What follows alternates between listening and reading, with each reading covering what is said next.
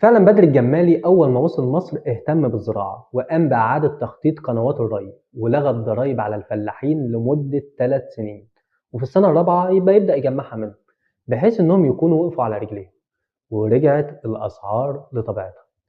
وكمان بدر الجمالي بنى باب زويلة، ده الباب اللي اتشهر إن سيف الدين قطز أمر إنه يعلق عليه رؤوس رسل التتار لما كانوا جايين يهددوا بغزو مصر، والحادثة دي كانت مقدمة لتأسيس دولة المماليك. وكمان عند الباب ده تم إعدام آخر سلاطين المماليك السلطان طومان باي بعد ضم مصر للدولة العثمانية في عهد السلطان سليم الأول. يعني باب زويلة كان شاهد على بداية ونهاية دولة المماليك. بدر الجمالي قام بتطوير القاهرة وأعاد بناء أسوارها وأبوابها زي باب النصر وباب الفتوح عشان يصد أي هجمات محتملة من السلاجقة أو الدولة العباسية، وعمل إصلاحات سياسية واقتصادية كتير جدا، وخاصة